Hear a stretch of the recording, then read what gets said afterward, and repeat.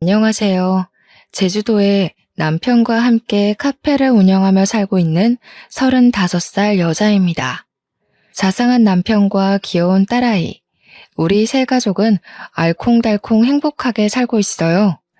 제가 제주도에 내려온 지 7년 정도 되는데요. 사실 27살이 되던 해 조금 이른 나이에 이혼을 경험하고 제주도에 내려왔어요. 혼인신고를 하지 않아서 이혼이라고 할 것도 없지만요. 지금은 재혼해 믿음직한 남편, 그리고 사랑스러운 딸아이를 케어하는 평범한 가정주부고요. 동시에 20대 여성으로 쇼핑몰 피팅 모델이라는 직업을 갖고 있죠. 남들이 말하는 소위 연예인 뺨치는 외모이지만 원래부터 이렇지는 않았답니다. 원래는 체력도 좋지 않고 운동을 싫어했어요. 관심을 두지 않았죠. 먹어대기만 하는 통에 제 몸은 99에서 100 사이즈를 입을 정도로 몸이 뚱뚱했죠. 이를 악물고 다이어트를 해 건강한 삶을 살게 된 계기가 있습니다. 제가 제주도에 내려왔는지 왜 밀어날 정도로 독한 마음으로 다이어트를 했는지 궁금하지 않으세요? 지금부터 제 인생의 큰 오점이기도 한 그 이야기를 들려드릴까 해요. 저는 원래 서울이 고향이고 여느 집처럼 평범한 집에서 자랐어요. 공무원으로 근무하시는 아버지, 집에서 살림을 톡 풀어지게 하는 우리 엄마.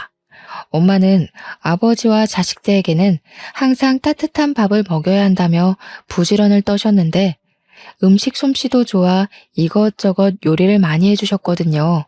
그리고 제가 어려서 몸이 약해 한약, 양약 등 안 먹어본 약이 없거든요.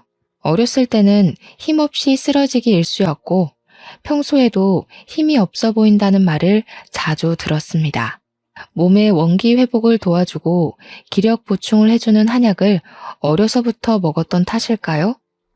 몸이 쉽게 붓고 살이 잘 찌는 체질로 변하게 되더라고요. 통통하다 못해 제가 봐도 뚱뚱했지만 그게 살아가면서 흠이라고 느껴지진 않았습니다. 그렇다고 사람들의 시선을 아예 의식하지 않은 건 아니었어요. 저도 사람이니깐요. 그 일이 있은 후에는 생각이 바뀌게 되었죠. 시간이 흐르고 대학을 졸업하고 사회생활 목전을 앞둔 어느 날이었어요. 엄마와 장을 보러 동네 마트를 다녀오던 길에 저는 극심한 복통에 시달리게 되었습니다. 엄마는 서둘러 119에 전화를 하셨고 그 길로 응급실로 갔죠. 이런 통증이 있었을 텐데 이걸 어떻게 참았습니까?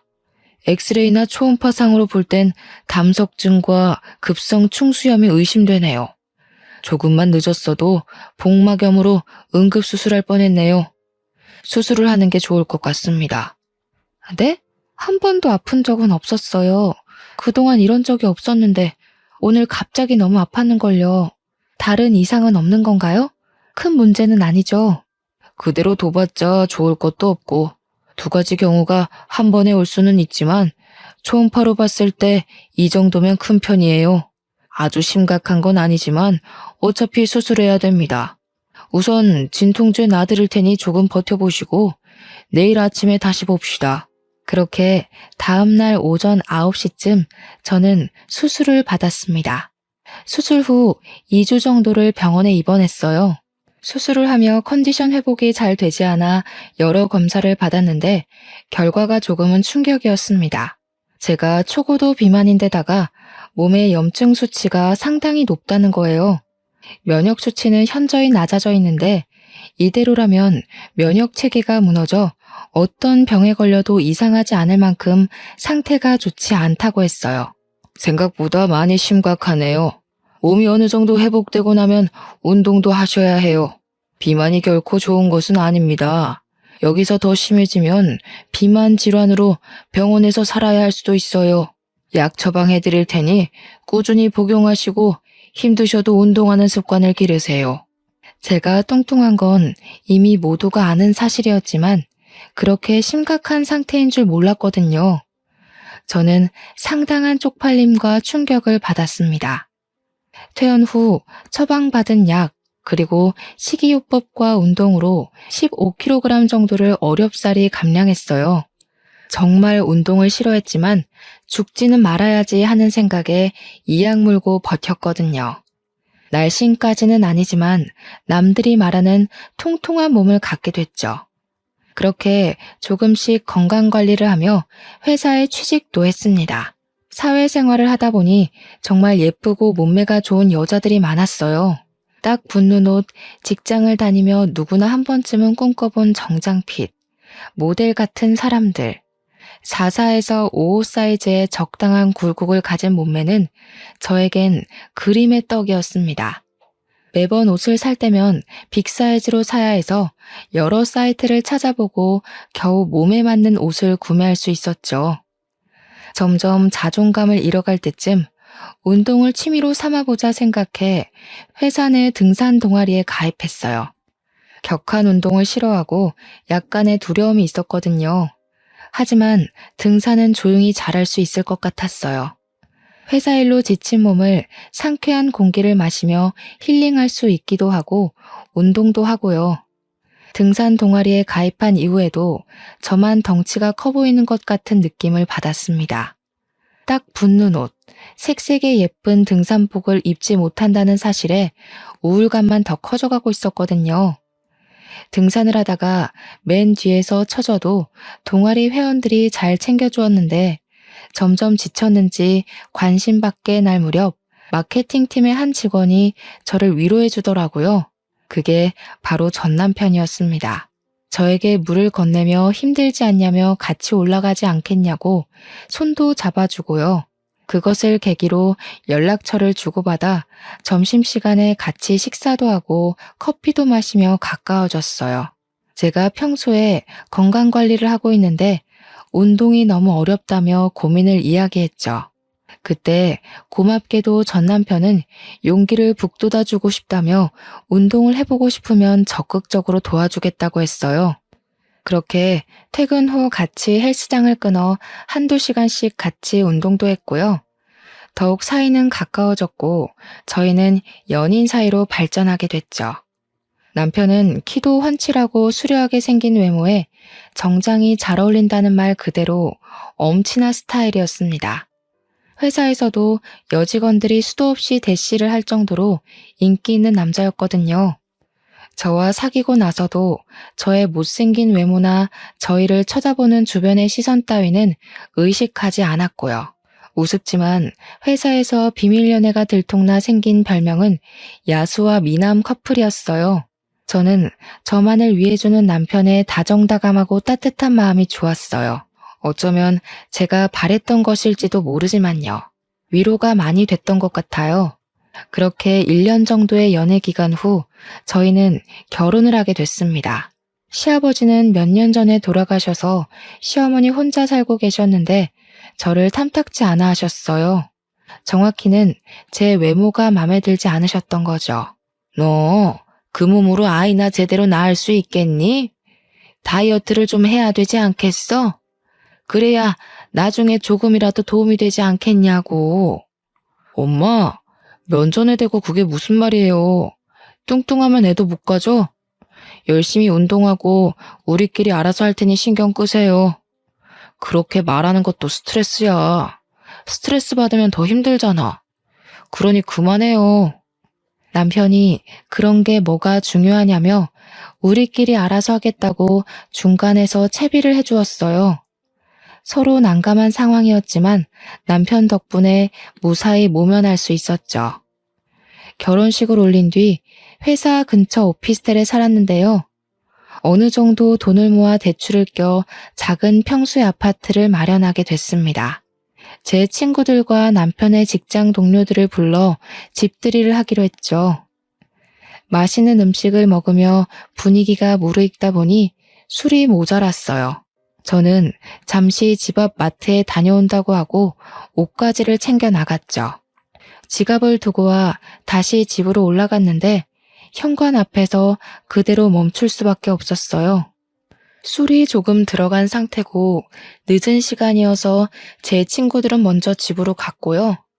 남아있는 남편 친구들이 대화를 하는데 화가 나기보다는 비참한 기분이 들었거든요. 야, 도영아, 이제 좀 솔직해져 봐. 재수씨도 없고 우리끼리 있는데 너 마음에도 없는 결혼하고 지금 이 생활 만족하냐? 솔직히 재수씨 착한 거 빼면 볼 거 없잖아. 뭘 보고 결혼했어? 맞아. 너 지은이한테 거하게 차이고 나서 복수하고 싶어서 결혼한 거 모를 줄 알아? 그리고 솔직히 지금 애도 없는데 마음도 없으면 온전하겠냐고. 요즘에 이혼이 흠도 아니고 할 수 있을 때 하는 게 좋다고 본다 나는. 야, 너희들은 무슨 말을 그렇게 하냐? 그래도 미정이 심성이 착하고 고운 애야. 외모가 뭐가 중요해? 잘 살면 그만인데. 그리고 여기서 지은이 얘기가 왜 나오냐? 조심 좀 해. 말 나온 김에 조금 더 솔직해져 봐. 너 솔직히 지은이 아직도 못 잊고 있잖아. 아직도 연락하고 지내는 거 다 알아. 준규가 그러더라 임마. 결혼한 놈이 전 여자친구한테 미련 남아서 연락하는데 보기 좀 그렇다고. 그래, 그건 애들 말이 맞아. 결혼한 놈이 다른 여자랑 연락하는 게 말이 돼? 더군다나 그 여자가 전 여친이면 더더욱 안 되지. 너 재수씨한테 미안해서라도 그러면 안 되는 거야. 정리를 하긴 해야지. 지은이를 정리하던 재수씨를 정리하던 그건 너의 몫이니까. 저는 남편과 친구들이 하는 이야기를 듣고 당장이라도 소리를 치고 싶었습니다. 하지만 제 꼴이 우스워 보일까 눈물이 나오려던 걸 꾹 참았죠. 아무런 내색도 하지 않으며 지갑을 두고 왔다며 황급히 자리를 빠져나왔죠. 집에서 조금 떨어진 공원에 앉아 펑펑 울다 겨우 마음을 진정시켰고요. 저 지금까지 살아오면서 제가 뚱뚱한 건 알았지만 그것 때문에 상처받은 일은 없었거든요. 하지만 이번에는 정말 비참하고 제 자신이 초라하게 느껴지더라고요. 아무렇지 않은 척하느라 힘들었지만 어쨌든 술을 사들고 다시 집으로 들어갔답니다. 며칠 뒤 집들이가 끝나고 아직도 전 여자친구를 못 잊고 있나 하는 생각에 저는 하루라도 편히 잠을 잔 날이 없었어요. 이 사람이 결혼을 정말 후회하고 있나 하는 생각에 걱정도 되고 불안했거든요. 꿈을 꾸면서도 전 여자친구를 생각하는 것 아닌가 싶었고 이대로는 안 되겠다 싶었어요. 그래서 저는 남편이 잠든 틈을 타 휴대폰을 확인하게 되었죠. 평소 휴대폰을 잠그지 않아 휴대폰을 살펴보는 게 어렵지는 않았습니다. 전화 기록과 메시지를 살펴보는데 전 여자친구와 주고받은 연락이 그대로 있는 게 아니겠어요? 지은아, 내가 다 잘못했어. 한 번만 만나서 다 이야기할게. 내가 너한테 복수하고 싶다는 생각에 홧김에한 결혼이라는 거 알잖아. 정말 사과하고 싶어. 나랑 만나서 이야기 좀 하자. 5분만이라도 시간 내줘. 난 너밖에 없어. 너 지금 그 결혼 생활 만족해? 내가 그렇게 하면 돌아갈 줄 알았니? 웃기는 소리 하고 있어. 지금 나 불륜녀 만들려고 작정했니? 이거 완전 미친놈 아냐. 그 어떤 말을 해도 나는 너밖에 없어. 내 마음 알잖아. 나 너 아직도 많이 사랑해. 결혼도 후회하고. 정말 미안해. 내 마음을 다시 받아줄 수 없겠니? 대충 이런 내용이었습니다. 정말 기가 막히지 않나요? 외간 여자가 가정이 있는 남자와 저런 내용의 연락을 주고받았다는 것도 웃기지만 더 웃긴 건 남편이 저런 말을 듣고도 아무런 대꾸를 하지 않았다는 거예요. 저는 주고받은 대화 내용을 모조리 캡처해 제 휴대폰으로 전송했어요. 조금이라도 증거를 모아두어야 했죠. 이혼하고 싶은 생각은 없었지만 그게 최선이라 생각했어요. 물론 남편의 휴대폰에서는 저에게 보낸 흔적을 지웠고요. 혹시나 해서 사진첩도 봤는데 아니나 다를까 그 여자와의 흔적이 남아 있었습니다. 심지어 그 여자의 번호는 내 짝꿍 하트로 저장되어 있는 게 아니겠어요? 저는 휴대폰을 보면 볼수록 남편에 대한 실망감이 커져갔지만 우선 아무렇지 않은 척하기로 했어요. 정말 피가 거꾸로 솟는 느낌이었습니다. 온몸에 힘이 빠졌어요. 그날 휴대폰을 통해 알아낸 그 여자 번호로 연락을 했습니다. 만나서 이야기 좀 하자고. 다음날 연차를 내고 그 여자를 만나러 집 근처 카페로 향했죠. 카페에 먼저 도착해 언제쯤 오나 생각하던 찰나에 누군가 들어오는 소리에 시선을 돌렸습니다. 그 여자가 제 앞으로 당당하게 걸어오더니 다리를 꼬며 앉았어요. 안녕하세요. 생각보다 더 평범해서 놀랬네요. 이렇게 갑자기 만나자고 하는 걸 보니 우리 만나는 거 도영이는 알아요? 아, 그 전에 빈 껍데기 남편이랑 사는 거 만족해요? 네? 빈 껍데기요? 말 함부로 하지 말아요. 과거가 어찌됐든 지금은 법적인 내 남편이에요. 무슨 권리로 그런 말을 하는 거예요? 의외로 성깔 있으시네. 도영이 눈이 이렇게 낮은 줄 몰랐네요. 당신을 사랑한다는 그 말 진짜인 것 같아요? 아직도 나를 못 잊어 안달인데 평생 같이 살 수 있어요? 과거는 중요하지 않아요. 지금이 중요하지. 남편이 그렇게 연락해도 그쪽이 연락을 자꾸 받아주는 거 보면 그쪽도 무슨 속셈이 있나 봐요? 앞으로 더 이상 연락하지 않았으면 해요. 서로 사람답게 살자고요. 개념 좀 챙기고. 심란한 마음을 이끌고 집으로 돌아가려는데 시어머니에게 연락이 왔습니다. 어머니 목소리가 심상치 않으셨어요. 집에서 15분 정도 가까운 거리에 살고 계셔서 저는 무슨 일이 있나 싶어 달려갔죠. 초인종을 누르자 금방 문을 열어주셨는데 표정이 너무 떨떠름해 보이셨어요. 예, 너 연차 써서 집에 있다길래 얘기 좀 하려고 불렀다. 너네 결혼한 지 벌써 몇 년째니? 왜 아직도 아이 소식이 없어? 남편이랑 시댁에 잘하면 뭐하니? 정작 중요한 며느리 도리를 하지 못하고 있는데. 너네 부부 맞니? 어머니, 죄송하게 생각해요. 저희도 노력하고 있어요. 그러니 조금만 기다려주시면 안 될까요? 저희 이제 자리 잡고 조금만 노력하면 되니까요. 그놈의 노력. 그러게. 내가 결혼 전부터 다이어트 하라고 하지 않았니? 내가 남자여도 너 보기 싫을 것 같다, 얘. 누가 그런 몸뚱이를 좋아한다니? 그렇게 다이어트를 하라고 말을 했는데 듣지를 않으니 원. 미련 곰탱이도 아니고 정말. 어머니, 그래도 말씀을 너무 그렇게 하지 않으셨으면 좋겠어요. 저도 노력하고 있고요. 아이는 하늘이 점지해 주시는 거라는데 조급해봤자 좋을 게 없다고 생각해요. 사실 저희도 그렇게 급하게 생각하고 있지 않고요. 저 그만 돌아가 보겠습니다. 쉬세요. 어머, 얘 말하는 꼬락서니 좀 봐라. 네가 드디어 미쳤구나. 너 내가 이런 말 했다고 기분 나빠? 그러게. 내가 진작에 하란 대로 했으면 이런 일도 없잖니. 지나가는 사람들 붙잡고 물어봐라. 너의 그 뚱뚱한 몸을 누가 좋아하는지. 안 그래도 심란했는데요. 시어머니의 말을 듣고 제대로 빈정이 상해버렸어요. 남편에 대한 배신감과 그 여자에 대한 분노, 그리고 시어머니에 대한 원망으로 가득 찼고 저는 그날로 운동을 하기로 마음먹었습니다. 저도 직장을 다니는 터라 주간에는 근무를 해야 했어요. 그래서 새벽에 2시간 정도 일찍 일어나 스트레칭과 조깅을 했습니다. 퇴근 후에는 남편과 다니던 헬스장에 1:1 PT 이용권을 끊어 운동을 했고요.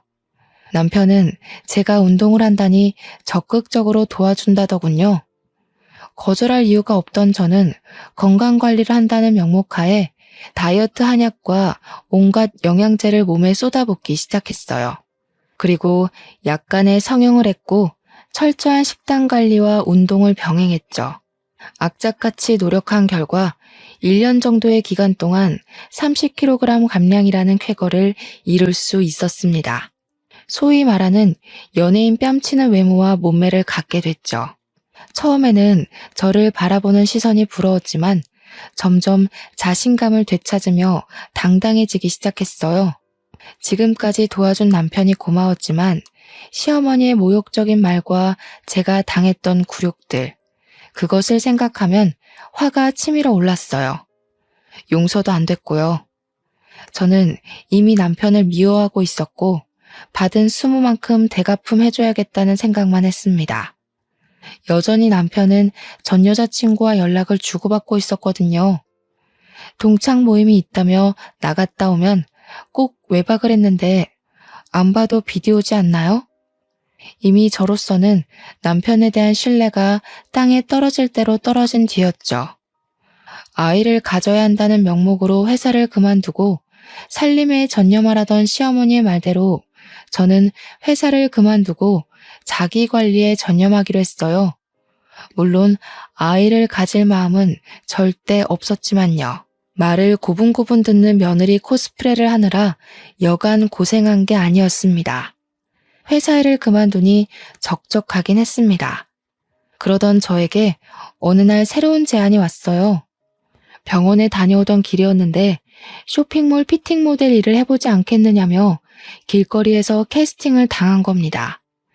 저는 한 번도 해보지 못한 분야의 일이었고 내가 과연 잘할 수 있을까 하는 의구심이 들었죠. 무모한 도전이다 생각하며 눈을 질끈 감고 우여곡절 끝에 첫 촬영을 마쳤어요. 반응은 폭발적이었고 저는 인터넷으로도 조금씩 유명세를 치르기 시작했고요. 제 덕분에 매출이 올랐다며 쇼핑몰 사장님이 돈을 더 챙겨주시기도 하셨어요.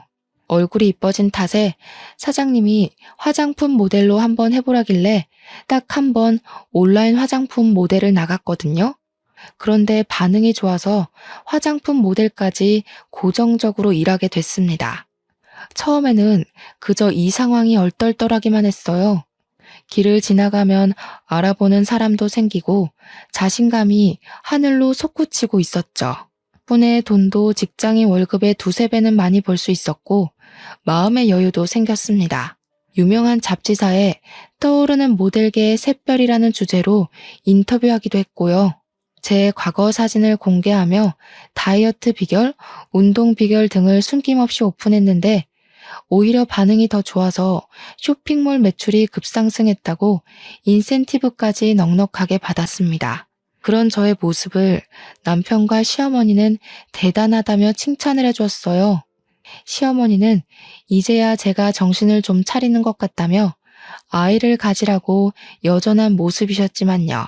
친구들과 부모님은 제가 예뻐진 것보다 당당해지고 자신감이 생긴 것에 대해 축하를 해주셨습니다.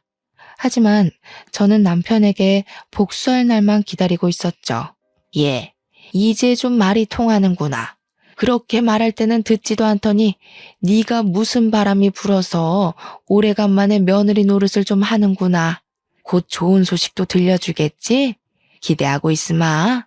에이, 엄마는 또 잘 나가시다 왜 그러실까? 아이 문제는 우리가 알아서 할 테니 엄마는 그저 지켜보기만 하시라니까는. 우리 걱정 말고 엄마 끼니나 잘 챙겨 드시고 그러세요. 엄마 그거 오지랖이다. 이놈 새끼가 엄마한테 말버릇이 그게 뭐야? 시애미가 돼가지고 그 정도 말도 못하고 산다냐? 알아서 잘 하겠다마는 그래도 어른이 노파심으로 얘기를 하는데. 아무튼 좋은 소식 기다리고 있으마. 사실 이제 와서 말씀드리지만 그때 남편과 저는 혼인신고를 하지 않은 상태였거든요. 왜냐하면 집을 구매해서 세금 문제로 1년 정도만 더 있다가 혼인신고를 하자 합의를 했어요. 물론 양가 부모님에게는 비밀로 했고요. 혼인신고를 안 했다고 하면 그게 말이 되냐며 노발대발 하셨을 옛날 분들이셨거든요. 저는 이제는 때가 된 것 같아 결심을 했습니다. 남편에게 그동안의 모든 일을 적어놓은 편지 한 통만을 남긴 채 짐을 싸서 친정으로 왔어요. 남편은 출장을 간 상태였고 전 그 사이에 모든 것을 정리하기로 결정했죠. 그동안의 일을 모두 부모님께 말씀드렸더니 부모님은 화를 내시기는커녕 한숨을 푹 쉬셨습니다. 솔직히 화를 내실 줄 알고 조금 긴장했었거든요. 오히려 부모님은 제 결정이 그렇다면 믿어주겠다고 응원을 해주시는 게 아니겠어요? 저는 부모님께 죄를 짓는 것 같고 불효를 저지른 것 같아 가슴이 찢어지는 것 같았어요. 그러기도 잠시 남편이 출장 갔다 돌아왔는지 전화에 불이 나기 시작했습니다. 남편의 시어머니까지 전화기를 꺼둔 탓에 부모님 휴대전화에도 불이 나기 시작했죠. 연락이 닿질 않자 친정에 찾아온 남편은 한 번만 만나달라며 애원하기 시작했어요. 친정 부모님께도 혹시라도 찾아오면 절대로 문 열어주지 말라고 채비해 놓았고요. 미정아, 이러지 말고 만나서 얼굴 보고 이야기하자 제발. 갑자기 이러는 이유가 뭔지 모르겠어. 나 지은이랑 아무 사이도 아니란 말이야.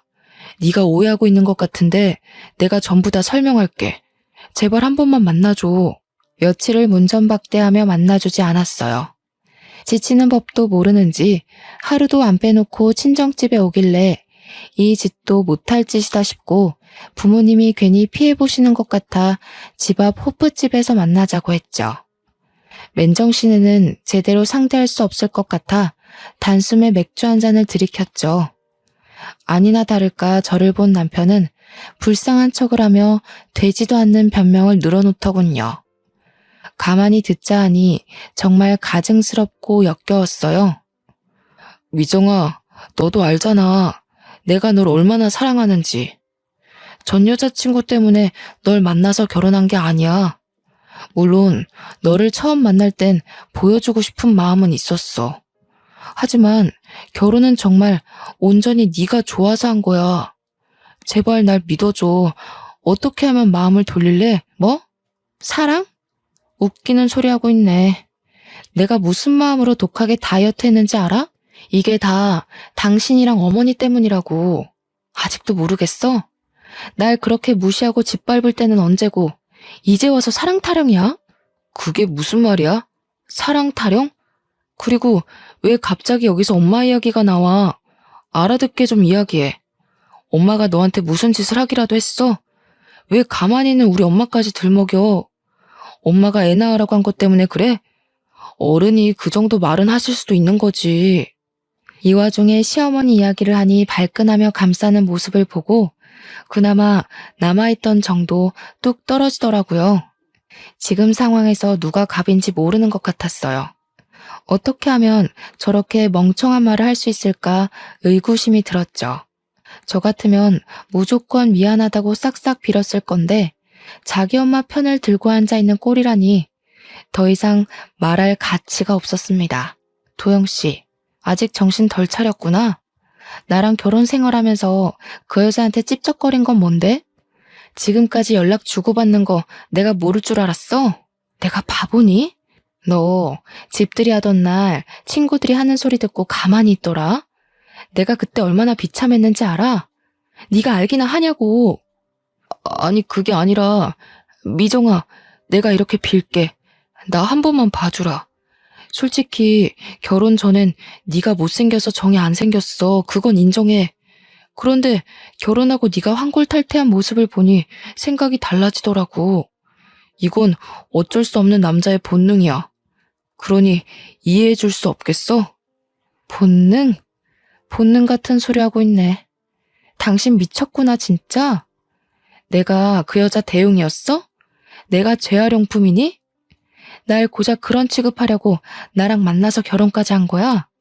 그래, 이제 이뻐지니까 나한테 조금 미련이 생겼나 보지? 그러게, 처음부터 엄마가 살 빼라고 했으면 내가 지은이한테 연락할 일은 없지 않았겠어? 이건 너도 잘못이 있는 거야. 그러니 우리 서로 좋은 게 좋은 거라고 다시 예전으로 돌아가자, 어? 나랑 살면서 그 여자한테 찝쩍댄 거? 이해한다 쳐.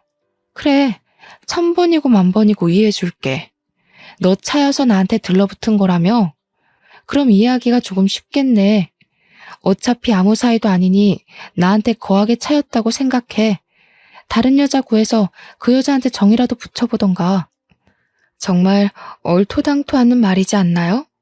어쩜 그렇게 아무렇지 않게 뻔뻔한 말을 내뱉을 수가 있는지 의문이었습니다. 머리를 열어 속을 들여다보고 싶었어요. 저는 제가 고작 그딴 취급을 받았다는 사실에 화가 머리 끝까지 났죠. 제 앞에 있던 맥주잔을 들어서 남편 얼굴에 확 부어버리고 소리치고 나왔어요. 너 따위 때문에 뺀 내 살들이 아까워. 그럼 이제라도 그 잘난 전 여자친구 만나서 결혼 생활 시작하면 되겠네. 너랑 나랑 무슨 사이라도 돼? 우리 어차피 혼인신고도 안 했으니 네 마음대로 해. 이후로도 전 남편은 전화, 문자, 심지어 인터넷으로도 미친 듯이 연락을 하기 시작했습니다. 제가 전부 무반응으로 대처하니까 이번에는 시어머니가 연락을 해오더군요. 얼굴 보며 만나서 이야기하자는 말에 드러나 보려고 시댁 근처 카페로 갔죠. 카페에 들어가기 전 앉아있는 시어머니를 가만히 쳐다봤어요. 딱 봐도 어떻게 구슬려야 애가 돌아올까 하는 표정이 한눈에 봐도 느껴집니다. 저는 더 이상 휘둘리지 않을 자신이 있었기에 마음을 가다듬고 당당하게 카페 안으로 들어섰어요. 여차하면 머리채도 잡히겠구나 각오하고 예상하면서요. 잘 지내셨죠? 저는 도영 씨랑 이야기가 끝난 걸로 아는데요. 도영 씨한테 전해들은 이야기 없으신가요? 저한테 더 하실 말씀이라도 있으신가요? 설마 여기서 더 살 빼라는 말씀하시려고 온 건 아닐 테고. 예. 너는 정신이 있는 애니 없는 애니? 이혼이 그렇게 쉽니? 어떻게 종이에 띡 몇 자 끄적여 놓고 집 나가서는 이혼하자는 말이 그렇게 쉬워? 부부싸움은 칼로 물베기라지만 그래도 네가 이러면 안 되는 거야. 솔직히 네가 진작에 관리하고 남자 마음을 사로잡을 줄 알았으면 이런 일도 없었다. 쉽냐고요? 저한테는 쉽죠. 어려울 것도 없는데요. 말이 나와서 얘기하는데요. 도영 씨랑 저 어차피 혼인신고도 안 한 사이인데요. 그냥 사귀다가 헤어진 거죠. 아니, 정확하게 말하자면 제가 도영 씨를 찬게 되나요? 제가 혼인신고를 안 했다는 말을 하니 시어머니의 표정이 굳더군요. 정말 모르셨던 눈치였어요. 저야 그렇다 치지만 헤어진 마당에 얘기는 했어야 하는 거 아닌가요? 물론 저는 아쉬운 것 없었지만요. 도영 씨가 혼인신고 이야기는 안 했나 보네요. 어머니, 아니, 아줌마, 뭔가 대단히 착각하고 계시나 본데 우리 아무 사이 아니거든요? 저한테 이래라 저래라 하지 마시고요. 댁내 아드님 간수나 잘하세요. 뭐? 아줌마? 야, 너 말 다 했어? 그래도 내가 너 시어머니였던 사람인데 어떻게... 뭐? 아줌마? 나 참 기가 막혀서. 너 가정교육을 그렇게 받았니? 네 부모가 그렇게 가르치던? 못생긴 거 잘난 우리 아들이랑 결혼시켜줬더니 은혜도 모르는 이 배은망덕한 것. 진짜 뭘 모르는 건 아줌마예요. 저기요, 댁 아드님이 나랑 같이 살면서 전 여자친구한테도 빌빌거린 거 모르세요? 나한테 와서 이럴 게 아니라 아드님을 잡으셔야지. 그리고 뭐? 교육? 그럼 그쪽은 교육을 참 잘해서 결혼하면 다른 여자한테 찝쩍대라고 가르쳤나? 앞으로 한 번만 더 연락하면 나도 가만히 안 있어요. 알겠어요? 아니, 얘는 뭘 그런 걸 가지고. 그러지 말고 내가 다 잘못했으니 다시 올라오거라. 도영이 어디에 한눈 못 팔게 잘 잡고 있을 테니까 나 믿고 다시 시작하자꾸나. 내 약속하마.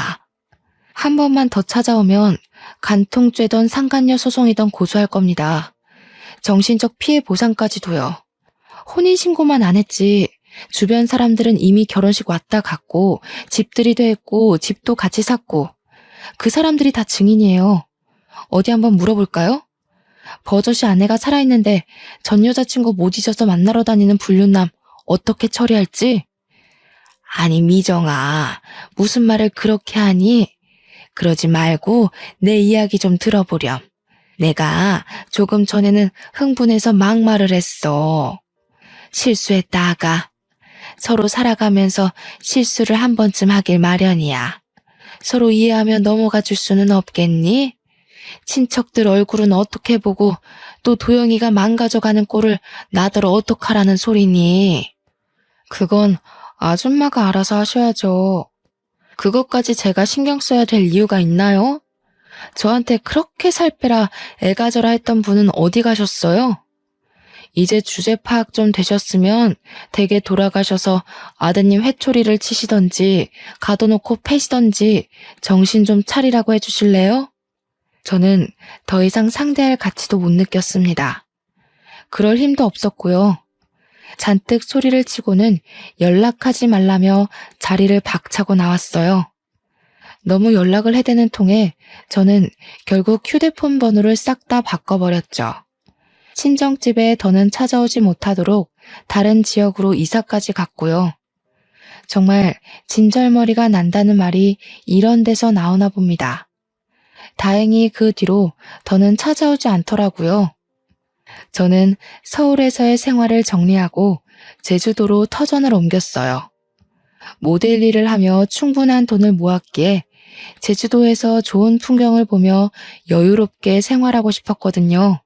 그동안 많이 힘들었고 마음의 안정을 되찾고자 노력했습니다. 그래서 제주도에 작은 정원이 딸린 전원주택을 사서 정착하게 되었죠. 제주도에서 잠시 휴식기를 가지며 저를 위한 여행을 시작했어요. 여행이라고는 별다를 것 없이 혼자 영화를 보기도 하고요. 서점에 들러 책을 사 카페에서 커피 한 잔을 하며 독서를 즐기기도 했고요. 탁 트인 바다를 보며 그림을 그려본다든지 사진을 찍는다든지 제주도 이곳저곳을 돌아다녔죠. 그러다 여행을 하며 자주 들리던 카페 사장님과 친분이 생겼습니다. 제가 은근 고지식해서 한 가지 메뉴에 꽂히면 그 메뉴를 파는 가게에서만 사 먹는 버릇이 있거든요. 그날도 어김없이 늘 먹던 메뉴를 주문하려고 했습니다. 늘 혼자 오시면서 같은 메뉴만 주문하시던데 이번에는 제가 추천 좀 드려볼까요? 저는 제가 먹던 것만 먹어서 어떤 게 좋은지 모르겠네요. 감사하지만 추천해 주실 만한 메뉴가 있나요? 무가당 주스만 드시길래 이번에는 달달한 커피 한번 추천해드리고 싶은데요. 따뜻한 바닐라 크림 라떼 어떠세요? 제가 제일 추천드리는 메뉴예요. 그 일을 계기로 카페에 자주 방문하며 사장님과 많은 이야기를 하게 됐습니다. 나이는 저보다 5살 많았고 원래 제주도가 고향인 사람이었습니다. 대화를 하다 보니 이야기를 경청해 주시는 모습이 마음이 참 따뜻한 사람인 걸 느꼈어요. 저에게 제주 생활을 하며 불편한 것이 있으면 얼마든지 터놓고 이야기하라고 해주셨고 실제로도 많이 챙겨주셨죠. 카페에 자주 방문하며 사장님과 많은 이야기를 나누게 되었는데요. 알고 보니 사장님은 저와 비슷한 아픔을 가지고 있더라고요. 그래서 그런지 저에게는 사장님이 더욱 공감과 위로가 되는 존재로 다가왔습니다. 저는 제주도에서 생활하며 여전히 모델 일을 꾸준히 하고 있었는데요. 어느 날 한 해외 잡지사에서 저를 인터뷰하고 싶다며 제의가 들어온 게 아니겠어요? 남들도 다 알만한 유명한 대형 잡지사라 저는 잔뜩 긴장한 채 인터뷰에 응했고요. 원래부터 모델 일을 했던 게 아니고 전문적으로 배워본 적도 없는 터라 많이 긴장했죠. 그런 저를 가족들과 카페 사장님은 응원을 해주셨어요.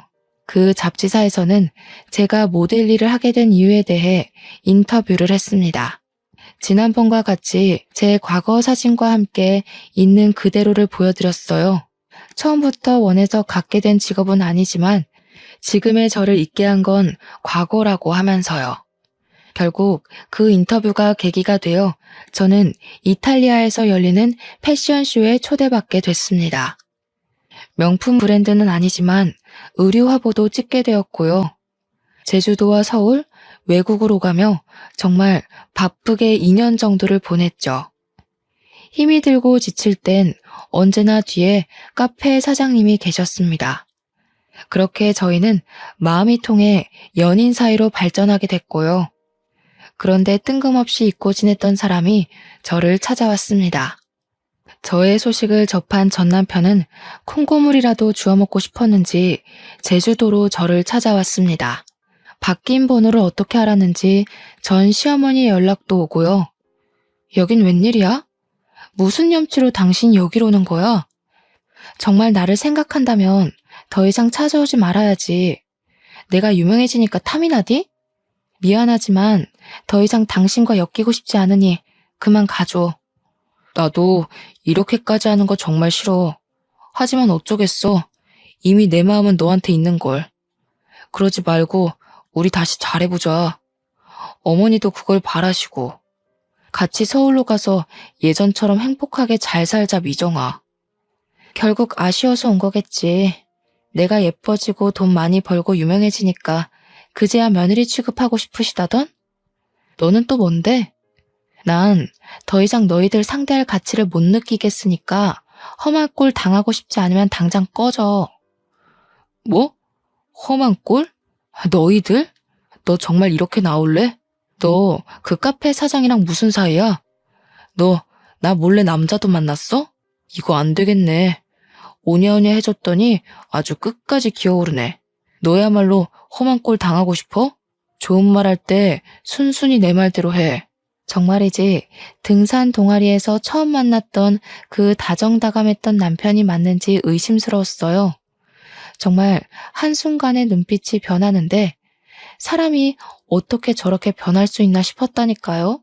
하지만 저는 더 이상 겁이 나지 않았습니다. 꿀릴 게 없었거든요. 열차 끝난 뒤에 태워달라 하소연하면 무슨 소용이냐고요.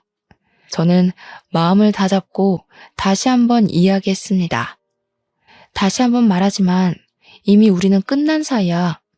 집착하지 말고 돌아가 줬으면 해. 좋게 말할 때 각자 갈 길 가자. 이제 와서 왜 이러는 거야? 남편이 자기 마누라 덕 좀 보겠다는데 그게 그렇게 안 될 일이야? 너도 아마추어 같이 왜 이래? 괜히 버티지 말고 당장 나랑 서울 가자. 이리 와. 왜 이래 도대체? 우리 이미 끝난 사이라고 몇 번을 말해?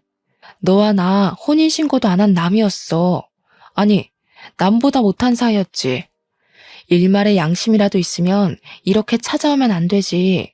이거 나 놓으라고.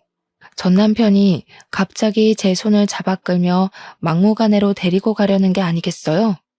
정말 이러다 무슨 일이 나겠다 싶었습니다. 점점 힘은 빠져가고 거의 전 남편에게 끌려가다시피 실랑이를 하고 있는데 카페 사장님이 나타나셔서는 남편에게 주먹을 휘두르셨어요. 사장님은 이게 무슨 짓이냐며 남편과 몸싸움을 하셨고 주민들의 신고로 경찰이 오고 파출소로 연행된 뒤에야 멈출 수 있었습니다. 전 남편은 파출소에서 사장님에게 콩밥 좀 먹어보라며 절대 합의는 없다고 큰 소리를 쳐댔고요. 당사자였던 저는 제가 오히려 당할 뻔한 건데 사장님이 구해주신 거라고 말씀을 드리니 상황이 역전되어 그 사람은 저희가 합의를 해주지 않으면 꼼짝없이 철창에 갇혀 지낼 신세가 되었죠. 다시는 찾아오지 않고 연락하지 않는다는 조건으로 합의를 해주었고 사장님과 저는 터덜터덜 집으로 왔습니다. 사장님에게는 별다른 저의 이야기를 하지 않아서 이 상황에 대해 의문을 품고 계셨어요. 저는 미리 말하지 못해 미안하다며 그동안의 이야기를 전부 해드렸죠. 미정 씨, 그걸 왜 이제야 말하는 거야? 내가 그렇게 못 믿어왔어? 내가 마침 그 앞을 지나가지 않았으면 미정 씨 정말 큰일 날 뻔했다고. 왜 이렇게 사람을 불안하게 하는 거야? 왜 이렇게 사람을 걱정시키냐고. 죄송해요, 사장님. 말할 분위기도 아니었고 그렇게 좋게 끝난 일은 아니라서 선뜻 말하기도 죄송했어요. 제 과거를 다시 생각하기도 싫었고요. 제가 과거를 이야기하면 사장님도 저를 안 좋게 생각하실까 봐. 미정 씨 참 미련하다. 이렇게까지 말하는데 모르겠어? 이제 알 때도 되지 않았나? 나 미정 씨 많이 좋아해. 난 앞으로 미정 씨가 내 눈앞에서 이런 위험한 일 겪는 거 못 참겠어. 이 상황에서 할 말은 아니지만 앞으로 남은 인생 나와 함께 걸어가 보지 않겠어? 사장님, 저를 그렇게 생각하고 계실 줄은 몰랐어요. 저는 아직도 제가 보잘것없다고 생각했는데 좋게 생각해 주셔서 감사해요. 든든한 제 편이 생겨서 기분이 좋네요. 앞으로도 잘해봐요. 그렇게 사장님과 저는 부부의 연을 이어가기로 했습니다. 가족들과 모여 식사를 하고 사진을 찍는 것으로 결혼식을 대체했고요. 지금까지 제주도에 정착하며 행복한 삶을 살고 있답니다. 작년에는 딸아이도 태어나 지금은 2살이 되었고요. 여전히 모델 일을 하고 있고 육아와 병행하려니 여간 힘든 게 아니지만 정말 행복하고 즐겁게 일하고 있답니다. 전 직장 동료의 말을 들어보면 전 남편은 이리저리 선을 보러 다니기 바쁘다더군요. 결혼해서 아이를 낳고 가정을 꾸려나가도 모자랄 나이에 어머니 등살에 떠밀려 선을 보러 다니는 꼴이란 아무튼 이렇게 저는 과거를 뒤로한 채 행복하게 살고 있답니다. 물론 그때 그 일이 생각 안 나는 건 아니에요. 그것도 어떻게 보면 제 인생의 일부이기도 하니깐요. 그런 말이 있죠. 겉모습만 보고 판단하지 말라고. 세상을 살아가는 데 있어 정말 중요한 건 외형적인 모습이 아니라 그 사람의 내면인 것 같아요. 외모로 기준을 잡고 살아가다 보면 드넓은 세상에서 과연 무엇을 얻을 수 있을까요? 아름다운 외모를 가지고 있으면 누구나 그 외모를 사랑할 수 있지만 어떤 사람을 내 곁에 두느냐는 내 성격과 마음으로 결정하는 거라고 생각해요. 여러분도 사람의 겉모습만 보고 판단하지 마시고 그 사람의 깊은 내면을 들여다볼 수 있도록 조금만 노력하시면 이 세상 그 무엇보다 소중한 인연을 만나실 수 있으실 겁니다. 외모가 어떻든 간에 당신은 존재 자체만으로도 특별하고 사랑받는 사람이라는 걸 기억해 주세요. 저의 긴 사연을 읽어주셔서 감사드리고 행복한 일만 가득하셨으면 좋겠어요.